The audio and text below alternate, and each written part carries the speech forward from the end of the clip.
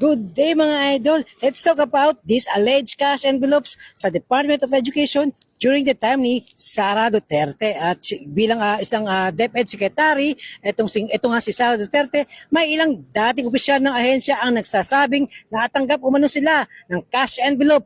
Ang mga ito ay, ay bahagi ng maulat at testimony at nanatiling aligasyon habang wala pang final na desisyon ang korte. Ano nga ba yung pahayag, no?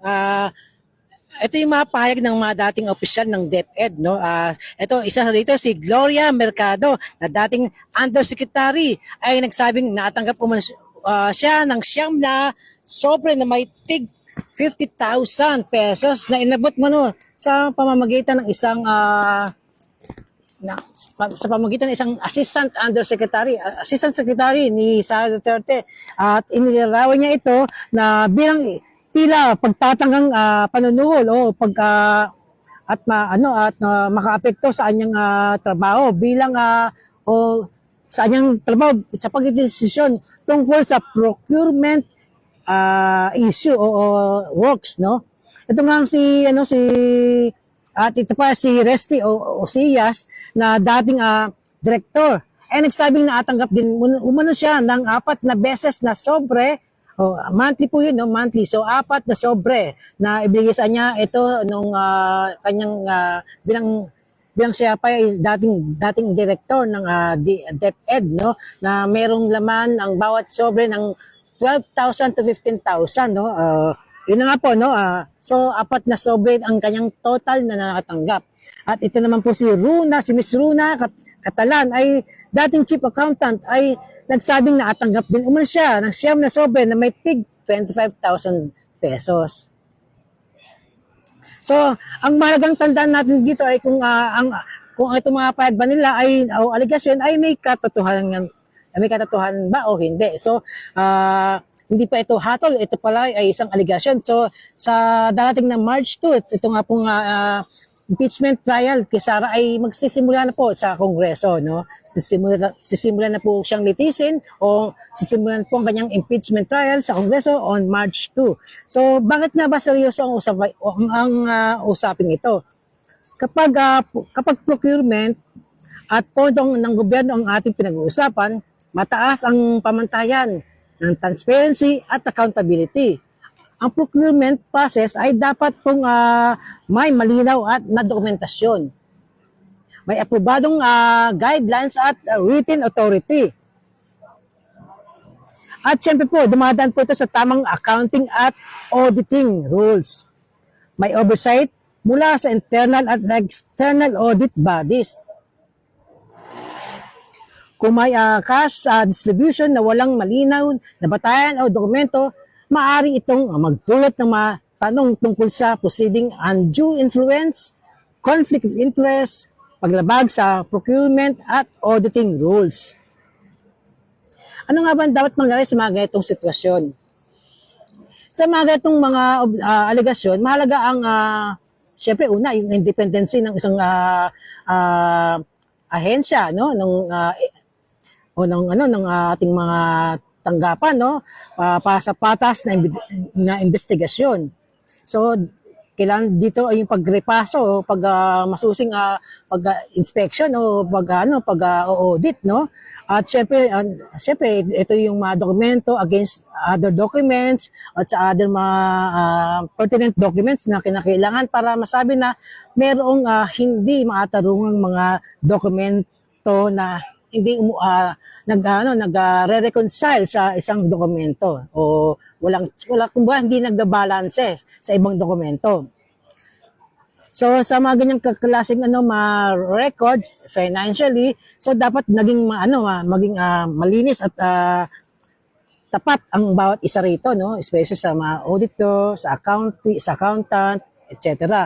So dito sa pagdinig kung saan dinidinig ang magkabilang panig, so meron na rin diyan na tinatawag na presumption of innocence. So habang wala pang desisyon ang korte o yung inampalan nating mga kasama sa trabaho.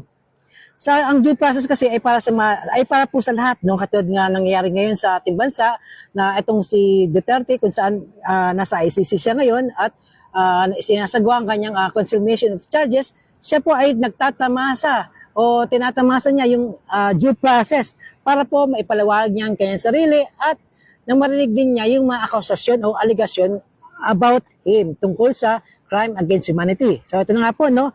In case naman dito sa DepEd, case sa Sara Duterte sa kanyang confidential funds, ayan po, sa kanyang impeachment trial na nagaganapin sa March 2 ay isa po yung due process, no? Na dapat naman nating na ibibigay sa ating mga kapwa Pilipino na merong kinakarap na kaso na aligasyon. So dapat pong dinggin yung kanyang side at dinggin po yung kabilang panig din po, no? So maliwanag po dito na ang lahat po ay dumadaan sa due process, unlike the past administration na walang due process. So ayan po ang maliwanag po diyan, no? So ang mareklamo dito ay nililig ang both parties, no?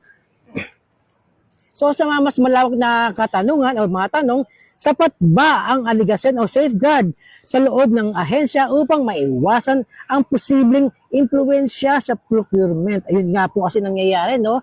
Hindi na during the time ng pagiging sekretary ni Sara Duterte sa DepEd ay hindi po naiwasan yung mga ganitong klaseng problema dahil nga po sa nangyari na hindi naging malinaw at hindi naging patas sa bawat isa ang nangyari before.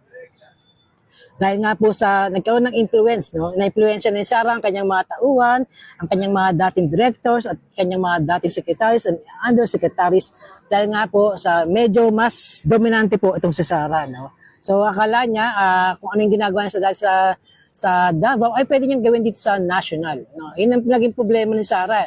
Kasi una-unang naging problema niya, tamad siya. Pangalawa, ay hindi niya naaral ang kanyang asignatura o kanyang trabaho bilang DepEd Secretary. Wala siyang alam. Siya na nagsabi, aminado siya na wala siyang background, hindi niya alam ang di raw siya educator. Pero napag-aral siya hanggang naging lawyer nga sa sinasabi niya, no? Pero I doubt kung totoong naging lawyer siya. I think dahil sa kanyang connections, powerful ang kanyang tatay, kaya pumasa siya sa bar exam. Pero not necessarily mean na matalino siya dahil kitang-kita naman natin the way she speak, no? The way she carry herself, especially sa mga pagtitipon, sa mga sa mga speeches niya, sa public speaking niya, no? Dahil zero knowledge siya ron, no? Wala siyang kakayahan, wala siyang kagalingan doon. So ito na naging nangyari, no? Influential lang talaga ng nangyari dito sa Department of Education, sa especially sa mga procurement mga issues dito, no? So may malinaw ba na written policy tungkol sa allowances o these discretionary funds? Diba wala? Kasi imagine mo, inaabutan ka na lang ng monthly na 50,000 na ka-envelope. So walang pirmahan doon. Malinaw na malinaw, walang transparency po doon. Dahil ang nangyari, discretionary allowance lang. Kung gusto siyang bigyan o hindi, parang incentives, pero hindi. Kasi ang nangyari doon, kung incentives dapat, itong si Gloria Mercado ay ginagawa ng tama kanyang trabaho. Hindi pwedeng pakialaman kung sino man ang kanyang trabaho at natututuan niya ng maayos ang kanyang trabaho. So, dapat ganun lagi. Ang kaso nangyari, yung mga dapat katrabaho niya, hinigi sa kanya ng dating security force nitong si Sara Duterte. Ito nga po si La Chica, no? Tapos, pag dating ng kailangan na ng pirmahan para sa documentation, pinipilit na siyang papirmahin na hindi naman niya nakita yung kung anong trabahong ginawa ng mga taong kumuha sa kanya na dapat trabaho niya. Papirmahin na lang siya. So yun, doon nagkaroon ng influensya. At doon na po tayo nagkaroon ng malaking problema regarding sa pondo ng Department of Education. Yan na nga po nangyari, no? So para mas mapalasa pang ang internal controls upang